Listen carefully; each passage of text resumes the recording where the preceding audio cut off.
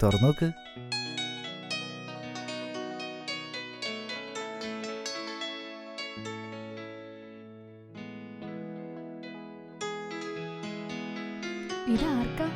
നിനക്ക് തന്നെ. കെട്ടി നോക്ക് പാകമാണെന്ന്.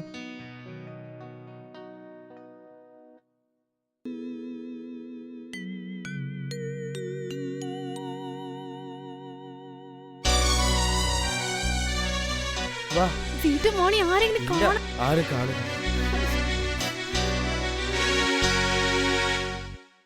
ഇപ്പൊ കാട്ടുപന്നിയൊന്നും ഇറങ്ങാറില്ലേ ആൻഡ്രൂസ് ചേട്ടാ? കഴിഞ്ഞ ആഴ്ച വയലിലൊന്നും ഇറങ്ങിയിരുന്നു. അതിനെ നായി ഓടിച്ചു. അങ്ങനെയൊക്കെ പോകുന്നിപ്പോ. പിന്നെ ശേഖരേട്ടൻ ഈ പണിക്കൊന്നും പോകാത്തത് കൊണ്ട് ഇതിപ്പോ ഒന്നിനെയും കിട്ടുന്നുമില്ല. നമുക്ക് നാളെയും കൂടി ഒന്ന് കറങ്ങിയാൽ ഇഷ്ടം പോലെ കിട്ടും. എന്നാ നമുക്ക് നാളെ ഒന്ന് മല കയറണം. നെൽസന് കാട്ടുപന്നിന്ന് വെച്ചാ ജീവനാ. ആണോ?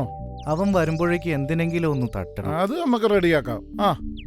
കിട്ടിയില്ലെങ്കിൽ നാണക്കേടാണേ. അവൻ കോളേജിൽ പോയി നാറ്റിക്കും എന്നെ. ഇതൊന്നും നമ്മൾ പറഞ്ഞിട്ട് കാര്യമില്ല. നെൽസൺ വന്നിട്ട് നമുക്ക് കാര്യം പറയാം. നിക്ക് നിക്ക് നിക്ക്, എന്തൊരു ശബ്ദം. നോക്കാം. മണി,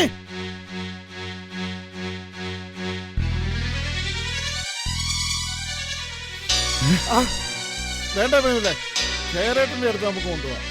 ചേരേട്ടൻ എന്താണെന്ന് വെച്ചാൽ ചെയ്യട്ടെ. നടക്കട അങ്ങോട്ട്.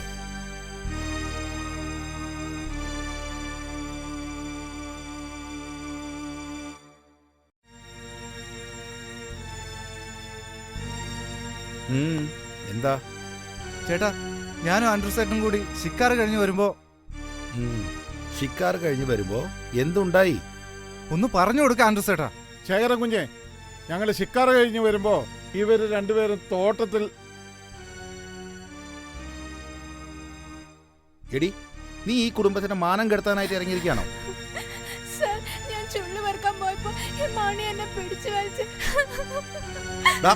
നീ പെൺകുട്ടികളെ മര്യാദയ്ക്ക് ജീവിക്കാൻ സമ്മതിക്കില്ല അല്ലേ? ഇനി എന്റെ കൺമുമ്പിൽ കണ്ടുപോരുത്.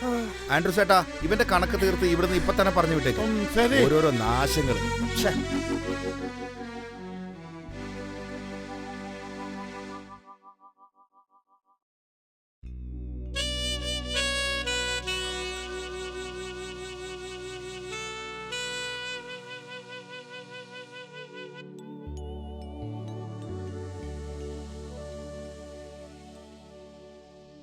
അന്നേ ഞാൻ പറഞ്ഞതല്ലേ ആ ചെക്കനുമായിട്ടുള്ള കൂട്ട് അപകടമാണെന്ന്. ഇപ്പൊ എന്തായി?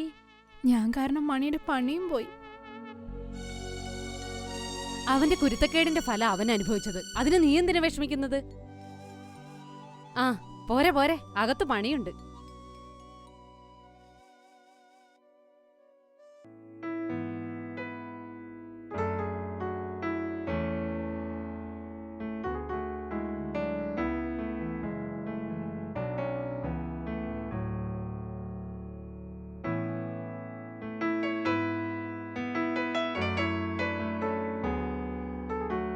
എന്താ നെൽസൺ നീ 2 ദിവസം താമസിച്ചത്?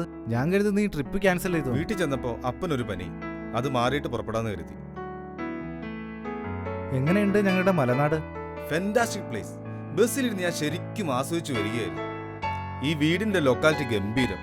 സിനിമാക്കാര് കണ്ട ഇവിടുന്ന് മാറൂല. വാ, നമുക്ക് അകത്തിരുന്ന് സംസാരിക്കാം.